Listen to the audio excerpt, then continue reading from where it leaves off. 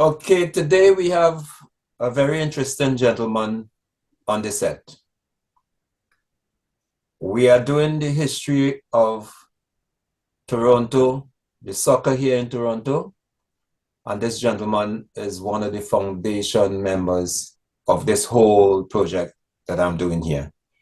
So without further ado, I would ask him to introduce himself and give us a bit of his background. We are listening to this gentleman attentively. The name Neville Glanville. I went to Canada about 1966.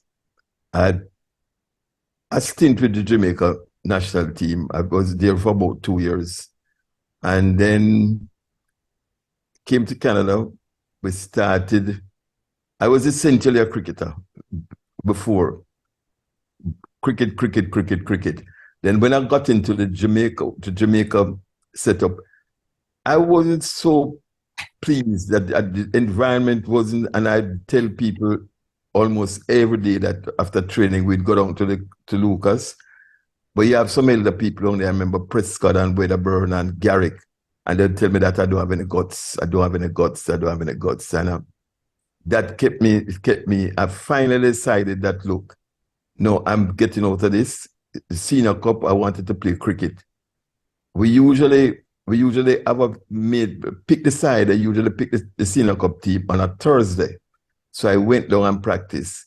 And I put 14, the captain at the time, wrote 14 names on the board. And I'm saying, that's how they used to do. You write down the name and you go on the board and see if you're playing. And I'm saying to E.B. King, look, if Penn know that I left and play cricket, I'm out. So in any case I'm going to be out, I have to know if I am playing. He won't tell it to me. So I just said, look, it's all right. Don't bother. Just you can take out my name. I just continue the football. So that was it. We had played a match in Jamaica. I wouldn't tell you, I tell you off here that my experience with that was bad, terrible. And people like Kaya was in the stand shouting, take him off. There was a reason for it. Then we went to Mexico and got about 7-0. We got 7-0 in Mexico. They wanted to. And this is the Jamaica senior team you're talking about, the Reggae Boys, right? Yeah. And what year was that? It was Reggae Boys at the time. It was. I know, but for people around 64, that's when I started. Okay. But after that, I was leaving. That's when I came to Canada. When I came to Canada, going to Ryerson. But wait, while you were playing there, did you apply to come to Canada? I just want the vision, because with you, we want to know your vision, because you're the foundation of a lot of things, right? No. So you're playing on the national team, and then you're saying you come to Canada. Was there a preempt where you decided that you wanted to go away, or was there an opportunity offered to you to travel? The stint with the Jamaica squad made me realize that, look, you need to be doing something. And some people used to prompt me that I need to study. And I had a good friend, a close friend, who came, Charlie Willock, and he came to Lucas, and eventually he was leaving. So the opportunity was there, and a group of us used to work at Separate, and we just planned, and we applied, and a junior was there too, another junior, and that's how we came to Canada. We left the job at Separate. I didn't have any vision about doing anything apart from you going and studying. That is all. I was invited first to come to the States. They would pay me fare to come down. People who knew to play. And I was telling them, look, if I want to play cricket that badly, I would leave Jamaica. So the next thing now, while we were at school, I met Sosa. Tom Sosa was a lecturer. Tom he used to alternate. The coaching of the team, it would alternate. And this year when I came up, he was supposed to be the coach. So come and talk to me And that and was say, 19, what year was that? if that is happening in 66. That was winter. That's when we went to Rising. And Sosa spoke to me. He was expecting he was going to be there, but him say he feel that thing is going to change because I am there. So the guy who was coaching the team, I cannot remember his name, was a Jamaican, and he refused to hand over to Sosa. So hold on here. We talking about the Ryerson team now or West Indies? No, Ryerson. This is Ryerson. Ryerson. Okay. But all right. and I was carrying an injury from back home, a knee injury. I used to play because I was doing a lot of things to strengthen my leg muscle. And it was, it was, it one day, you know Patrick Smith? Yes, Kedron. Skedron. Well, we had moved, I cannot forget, we moved up a new house and I said, I don't want Patrick to know. That was Thanksgiving. I don't want Patrick to know where we live now because I'm not playing any football today. And I'm there and Skedron turn up. Or we find a place I don't know. And I went to a field where playing a match. It was cold and I just wasn't doing anything. And the first time I turned and tried and touch a ball, my knee snapped. You could hear it. So when I'm back in school, Sosa see me one day and said, what is wrong with you? And I tell him, my knee. And Sosa send me to the doctor. And so them send me to the biggest orthopedic surgeon in Canada and operation. And so I used to play, but I kind of going ahead of the thing because you're still West Indies United, or it came about. So I'm ahead of that. Yeah. Because the first week that I came up, I remember playing a cricket match, West Indies. We had a West Indies team too. And in the night, and until I got a split. So let me put that back in perspective now, because you said you have a West Indies team too, which means that's cricket, right? Is that cricket you talk? Now, how did the cricket, is that how the cricket came in? So cricket preempt the football, correct? No, by that time I was really into the football, So I was a cricketer, as I say. So Grant, what I want to know from you is the actual forming of the club, the year the club formed. Good. You the one instrumental in that. That's how I'm coming around to that now. Okay. With the football, we played a match tonight. Now it was a semi-pro league. You had Sudbury. I don't know if you know about them. Skedron used to play for Sudbury. Skedron used to bring up players from Jamaica.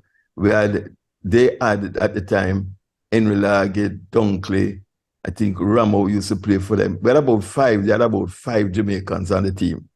And they would come to Toronto and play a match. That was my first engagement with Sudbury. That made 6. I remember the night some men I found out that was RCMP came onto the field and won the 2 teams. I just couldn't understand what was going on. And just about, Erkley Vaz too used to play. Just about when the match was ending, it turned out into a brawl. Big fight, and I am holding onto my chin because I just got some stitches a day. I'm not participating inside of this. And then as Vaz was about to jump the fence, and I go up to Vaz and say, what you doing? Him said, somebody threw something on him. And I said, you're going to go inside the stand. You know, the little stand, him probably hold about 200 or 300 people. Mm.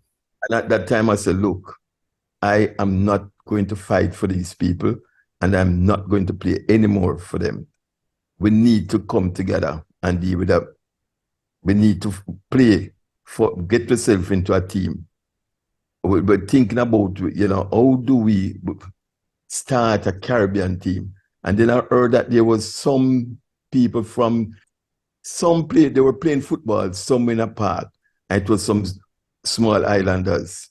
We went down there, and the guy Bailey was Mr. Bailey. Mr. Bailey was Mr. Bailey first name. Everybody know him as Mr. Bailey. You remember his first name? No, I don't remember it. I have to check somebody.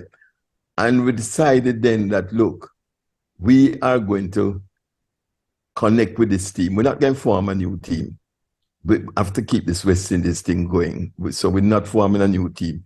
So essentially, we came in, most of the small islanders were out, but they were close, close.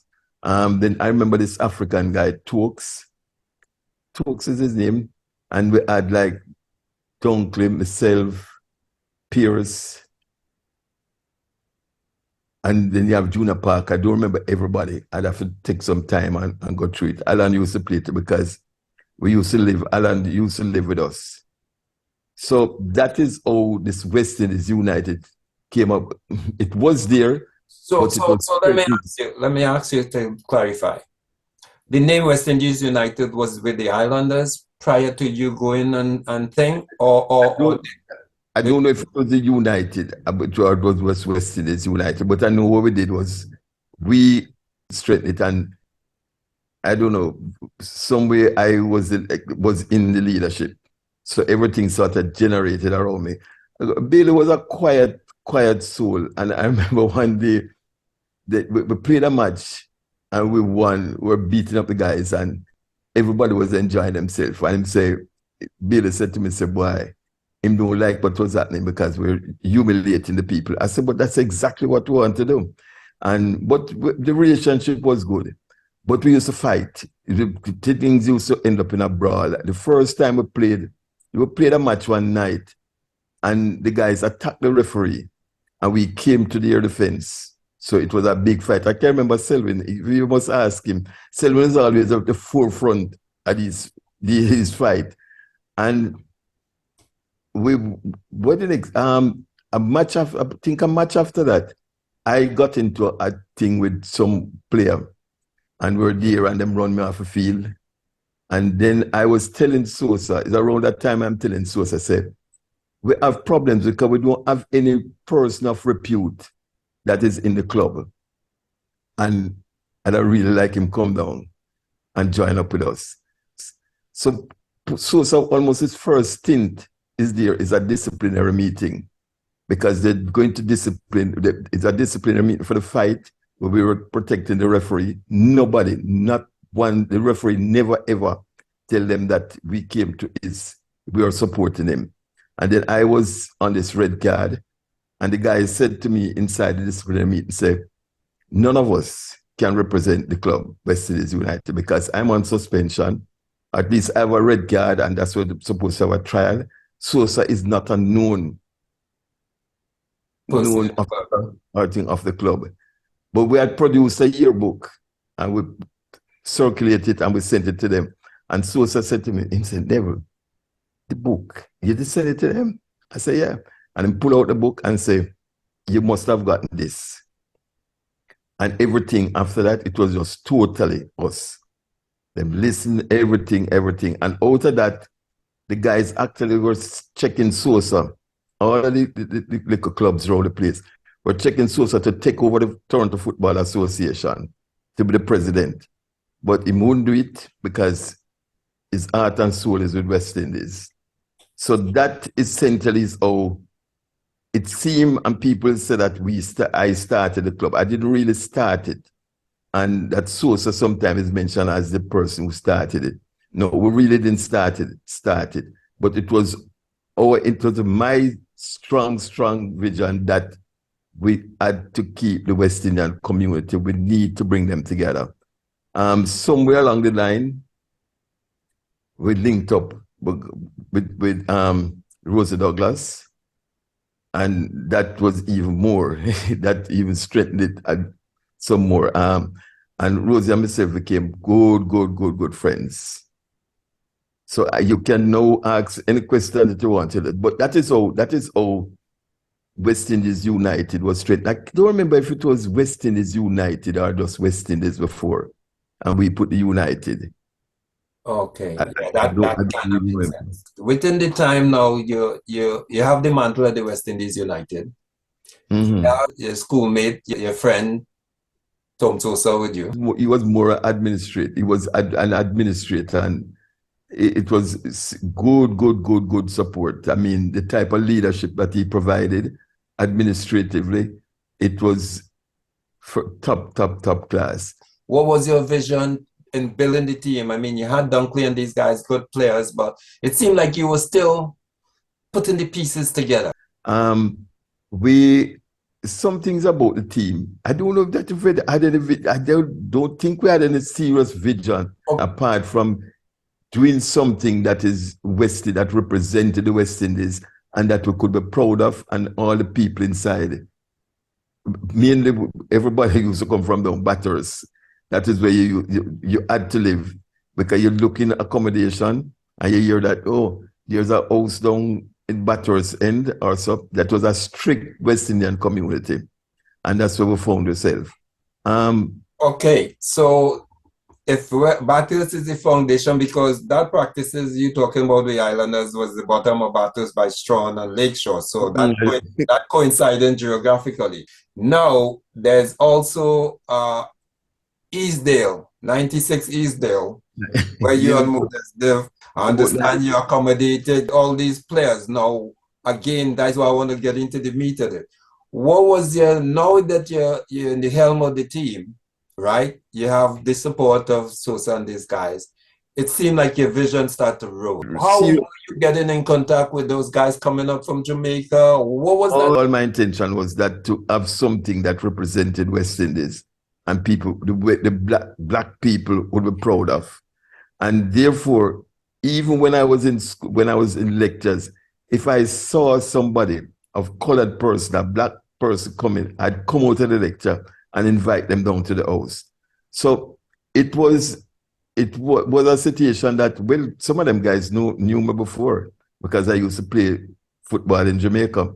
So people like Kaya, every one of them will come, even Atakar. I don't know, we just used to do it. With the help of Sosa, we used to get almost, not illegally, we used to get almost all of these guys landed. We go through, we talk to them, we lecture them, and we go through some things, and that's how they got it. So when you come, any person who came to, any footballer from the Caribbean who came to up there was coming to the West Indies.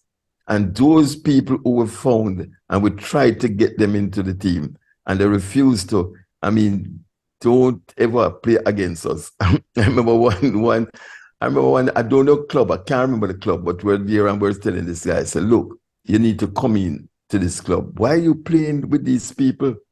And like him would say, why he's not one out. Well, we played against him one night, and after that, all we became good friends. Them guys just, it was sort of brutal. But, you know, we really valued. I remember there was a time when Dunkley, you met Dunkley? Oh, yeah, I played for Dunkley in I joined the club in 77, you know, guys, Dunkley was the coach. When I talk about Dunkley, sometimes some of the guys is saying, never what you're talking about. But my experience, when I went up to, and I was at Ryerson, some guys from Sudbury, I remember this guy is a Greek, and he would come to me and say, this guy play for Sudbury and he's so good. He used to describe the man to me, and I said, this could only be Dunkley. And Dunkley went down for trial for the semi-pro. He went to the professional league in the States. I knew him wasn't going to make it, because Dunkley was sort of dependent on having a certain type of support. So he would make it. But there was another time when people were crying out for Dunkley to play on whether it was Toronto, the Toronto had a team in the professional league. Yeah, Toronto Metros. Yeah, and it was big, it was rumored, strong, that they wanted him to play. And there was a match that he was supposed to play, but somehow never did play. But with that still just kind of galvanized us, and we're closer and closer together. But there are two things I need to tell you. The first time Pele played in Toronto, at the Varsity Stadium, I don't know who I was sitting beside. And I remember saying to the person, I said, boy, if Dunkley just born in a different country. I was comparing Dunkley without even understanding what I was doing. The other very interesting story is Sammy. When Sammy and Pisa came up, and I used to say to them, I said, what on earth have I done? Why I have to deal with you guys? Them just used to give all sort of problem. But, you know, But then, young those were young guys too, and they stayed close to them. mischievous. And I used to say to them, I say, why them sending up? Why is me? Why? But it was good fun. He said he was miserable. He said that. He told me that. And like them tell me some things, which isn't it really interesting. When I came back, Pease was the one who tell me, say, he can tell me what I was like.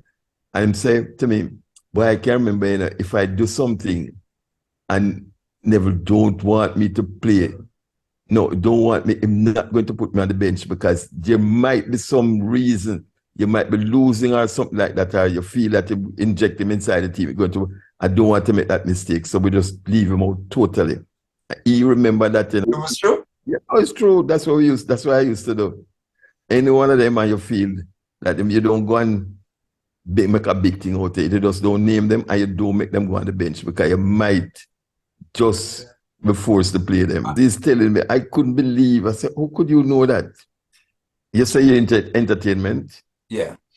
And the project that I'm doing, I guess you must have been there when the Caravana came up, if it came in 60s. Oh, God. Because now what I'm doing culturally, I have to do everything that created the soccer/football part of Toronto. The big thing for West Indian, the WIF Club, a group with some half Chinese, Lynn Kerm, and a Barbadian used to be inside it. And because my association in Jamaica, we used to get people like Jackie Mitu. Jackie Mitu used to live with us. And Maters, everybody was coming up. I was instrumental in bringing them up there. That was another thing I said, we want to promote the Jamaican music. And this place was opening. The Barbadian guy had some good contacts, and they were deciding, I was just about helping them to get people together. And they had an argument, and I was left out in the open, and I had to just continue. It was a massive event, massive. And the next day, we had Fabulous Five, we had Tomorrow's Children, we had Swinging Stars them guys, them play some music I could never believe. Rosie used to tell me about them, and we brought them up. Swinging Stars, you said? Swinging Stars. And that is where the soca, so you see Byron Lee with the soca. Byron Lee used to up there every year, and Byron Lee got with them, because them guys used to have the shows. I don't know if Byron Lee played on the Caribbean, with the Caribbean thing, the Caribbean Music Festival. But what happened, we ended up without any money, no money at all. And I remember sitting on the step at Eastdale Avenue. I just don't know what happened. It's years after that, I found out. Clyde McNeil and another guy from Jamaica, Roy, they were collecting the money. They had two briefcases walking around. And they said that they left it in a corner, which I was saying, I mean, I really was stupid. Left it in a corner, when them come back, them don't find the money. And then when I tell you I was in shock, I don't know what was going on. All I knew, and we had to take Fabulous Five, we had gotten them on a show in down the States. And I was going down there with them, and I'm not coming back to Canada. I was wrecked. That is part, with all the plans. I was more planning now with Sosa. I was going to do, I think, a master's in Toronto University. They were giving me a hard time. And Sosa got it through and say already. But that thing there, that music festival, just shattered. I mean, I just want to leave. I don't want to come back to Canada. But now that you said that, I'm listening to Tom when Tom's name is interjected, because even with your masters, you're talking about Sosa was gonna. So give me the tailor-made Tom Sosa, because Tom, up to the point, get the job done. Yeah, I mean, after I never go back to Toronto for 17 years, and when I went back, Sosa was a vice president in Ryerson. And I remember sitting with Sosa, and Sosa is telling me some things about me. One night we were playing a match, and I remember we wanted to win badly. My arm was broken, and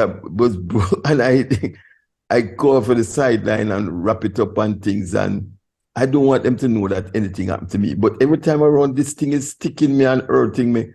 And I left. No, it was halftime I left. I left without, I don't want them to know that anything happened to me. And wait, it's when I went to the hospital that I realized that, found out that it had a fracture. And but how could you know that? Sosa tell me, yeah, man, I'm that situation where you're covering it up, you don't want anybody else to know. Okay, you feel it can affect the team. That was how close Sosa and I was. He sent, you know that I'm supposed to be on, what you call them? Not the honor roll, them call it Hall of Fame at Toronto, at Bryson. Mm-hmm. I am now Hall of Famer at Ryerson. So if you go down there and somewhere them have this board or something, that I'm on it. Yeah, Tom climb high, you know. He was in big places, you know. Yeah, man, he was in the government, I remember. Yeah, he went big places, man. Big places, and everybody talks of him highly. That is Greg, another person I want to talk with. Anything we didn't cover that you want to cover, anything like that, or we good? I think we covered everything, but to me, it is important that people recognize individuals. When I say recognize, about Earl Four, I believe that Earl Four is one of the best defenders I've ever seen play football. And I'm serious about that. When Four came up, we were playing and Four was there with shoes and was just kicking the ball. And the way he was doing it, I just couldn't believe. Now, when you play with defense with Four, you can, once a guy is coming and he's going to tackle him, you can go for a pass. Him going to win the tackle. And it really, really outstanding, exceptional. And I guess at a rank, you know, Erklevaz. No, I didn't know him that well. I just know the name. But Erkley used to play for Jamaica too, but them was aggressive. And he put on some weight, and then that combination of Earl Four and Erklevaz was just unbeatable.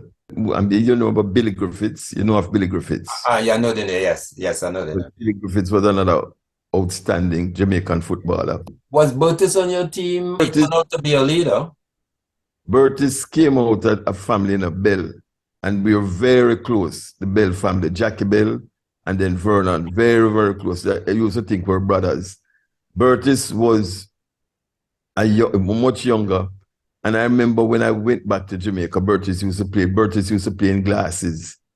And I remember, you see, this thing with Beckham and them people, I was telling them that, look, there's a way you can kick this ball, you can do that. Nobody, no goalkeeper cannot save it.